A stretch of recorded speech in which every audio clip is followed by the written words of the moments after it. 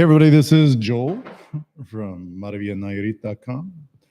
At Boosters Joel, bienvenidos a nuestro canal. Bienvenidos to a Saturday morning here in Boosterias. I thought we'd just go a little live, a little shake up in the markets last week.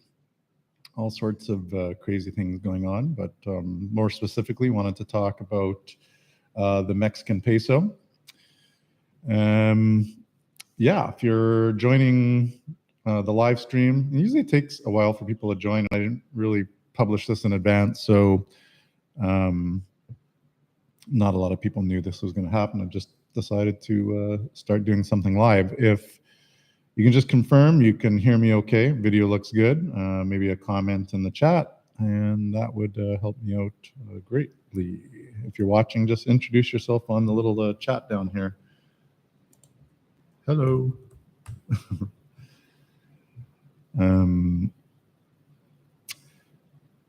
So who do we got out there today? We got, well, 5 people so far. That's a start. Maybe introduce yourself on the chat. Let us know where you're from and how you're doing.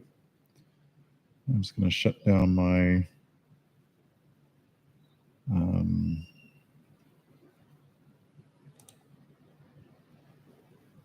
I got to shut down my WhatsApp, otherwise it's going to keep bothering me over the course of this live stream. Anyways, what's happening out there with the Mexican peso, everybody? It took a bit of a beating. That has happened over the course of the last several weeks where, I don't know, you could call it like a little bit of a flash crash, so to speak. But the bottom line is the peso basically came into some what we call like long-term resistance, and that was in that $16.39 range.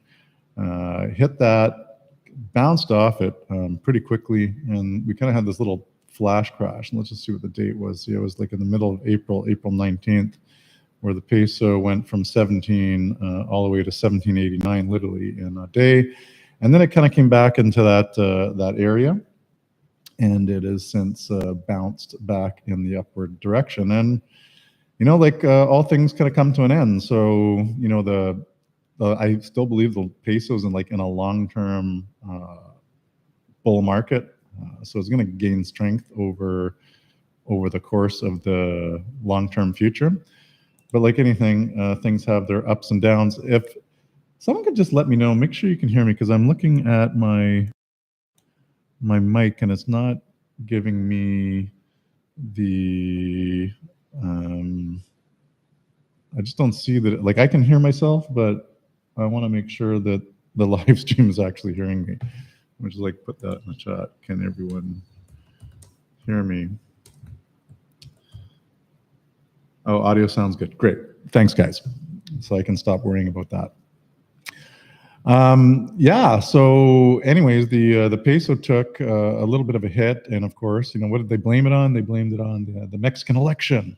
They blamed it on the Mexican election and the Morena party and Claudia Sheinbaum getting a super majority. Okay, so everyone's concerned about the Morena party having a super majority, but the funny thing is like everyone knew Claudia was going to win, and everyone knew that the Morena party was going to get a super majority. It wasn't news, right? But what happens is these markets are so heavily manipulated. So they manipulate the markets, they do their thing, or the markets do their thing, and then, you know, all the pundits, all the news guys out there got to create a reason for it, because otherwise they wouldn't have a job. So, you know, they look for a reason. They blame that on the Morena party having a super majority, but really it just comes down to, you know, the peso's been on a tear for, you know, if I just look at it over the course of,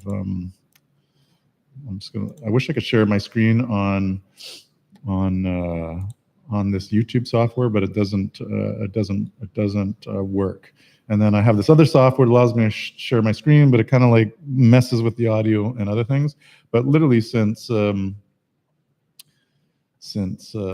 October of 23, the peso has been steadily in an uptrend, and really since, you know, the flash crash of COVID, that was back in 2020. This peso's been steadily gaining steam. So, all things kind of get to a point where it's gained enough steam and people start taking profit, and the peso is no different. So a lot of profit was being taken, in that low $16 range, and it's found some really good support there, and now it's kind of on a bit of a decline, and the US dollar is going to be on a rise. And with other things like right now in the stock market, I think kind of like hitting maybe a short-term top again. We're going to have some issues going into the summer, the election. There's a bunch of broken things in the financial system globally. We all know that. So there could be some turmoil. And if there's some turmoil, people are going to continue to rush into the dollar, even though there's a lot of US dollar naysayers out there that say, the dollar is imminently going to collapse. It's just not going to happen. There's other currencies that have collapsed way before the US dollar, the Canadian dollar being, probably one of them. So that is, if I was a betting man, I would suggest that the US dollar is going to definitely outlive the Canadian dollar. But the Mexican peso, in my opinion, is going to be great for the long term. But in the short term, we're going to see some volatility. So now is an opportunity for all of us to maybe add to our pesos. So, I personally bought 50,000 US dollars worth of pesos yesterday. I felt it's kind of coming into this $18.50. It'll be interesting to see what happens Monday if it can kind of gap. And what they say is like gapping is like when the market opens, basically they kind of like prep a currency or a stock or any tradable item to basically gap above an area where it's going to have a hard time getting through in regular market hours. So they create that gap and kind of allows the currency or the stock or whatever's being traded to kind of like get to that next level. So Monday is going to be important. So if the peso can get over 18, or the dollar can get over 18.50 pesos and start closing there hourly and start making its way up to, I would say 1952 is kind of like the next stop. And that would be another great buy zone to add to your peso collection. And I think at 1950, provided we don't have some kind of like crazy stock market meltdown, it's probably going to find some pretty big resistance there. And you're going to see it kind of like fluttering between 1850 and 1950. And I think that's kind of what's going to happen. But if it doesn't get over 1850 next week, we're probably going to see it sit in this channel between 1750 and 1850. It's going to like bounce around in that area for the next little bit. Basically just gaining energy to push the US dollar higher. And why is the US dollar going to go higher? Well, we have problems under the hood in the financial markets, problems globally with crazy amounts of debt. We have a hyperinflated stock market right now. Doesn't mean that the stock market can't keep going up. It can continue to go up and continue to act irrationally for, no one knows how long. But it'll finally get to a point where it's going to find some trouble, and maybe we see kind of like a massive correction again. And if that massive correction happens, we're going to see the US dollar rise. So keep your eye on it. But I'm definitely adding to my pesos. I added to them this week, and I'm going to be looking to add next week, especially if it gets to 1950. And then if it's just kind of bouncing in that range of 1850 to 1750, I'll just kind of hold. Let me just go to the live stream here. Any questions? You can just pop your question into the chat, and I'll do my best to answer that.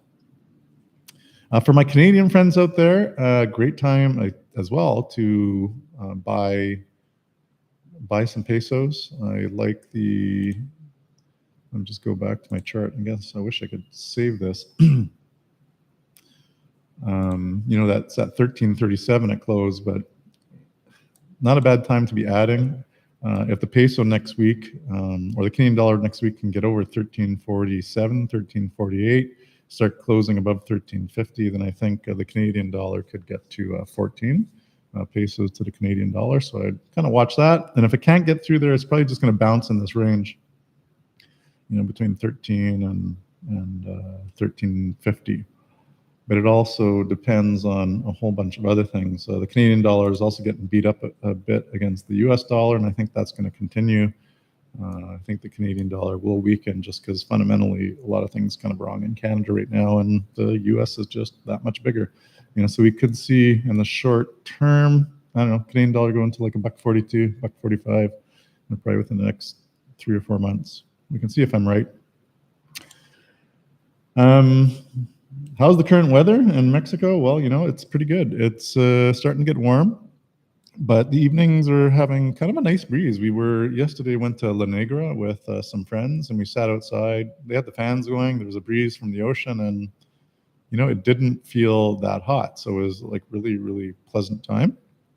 The mornings are starting to be a little more humid, but not unbearable. So we kind of haven't entered that unbearable humidity yet. So we'll see how long we can hold off. If we can get through the remainder of June, then that just kind of leaves us with July, August, and September is kind of like the really, really hot months. But the rain's going to be coming soon, so it'll be interesting to see when that will start and how much rain we're going to get this summer. Oh yeah, hot and dry in Arizona. I can imagine. We used to do a lot of travel between Canada and Mexico, and always would go through Arizona. And I remember sometimes in the summer or late summers, we would come there, and man, it was in the high 40 degrees Celsiuses. And anyways, I just have someone calling me here, so I'm going to just send a message that I'm on a podcast.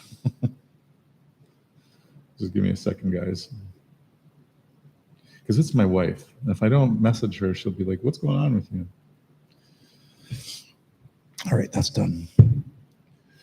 Yeah, so things are great in Mexico. It's slow. This is kind of a nice time of the year for us because we get to just enjoy our neighborhood. BC Bucerius basically is closed for the summer. We're still open for tours, but on a booking basis, so we're not open at the shop. Maybe I'll get like 1 tour a week. That's about it. So it leaves Jillian and I a lot more time to enjoy our little town. Kind of get to the restaurants that we avoid during the high season just because they're so busy, and a lot of times it's hard to get in. But yeah, so that's it. I wanted to really just talk about the peso and get everyone to kind of like think about that. If you are going to be spending time here in the next high season, it's time to start thinking about putting some pesos away in your Wise account. If you haven't had a Wise account, if you haven't opened that yet, you should get that done, because it allows you to buy currencies at the market rate, and you pay like a small fee. So bottom line is you save a lot more money than going to your local big bank to do that. And I'll put a link in the description. Actually, why don't I just do that right now?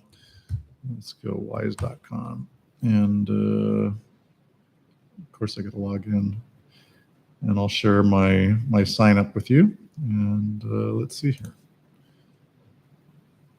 Can copy that. I'm going to paste it. But yeah, if you don't have a Wise account, go here and open that now.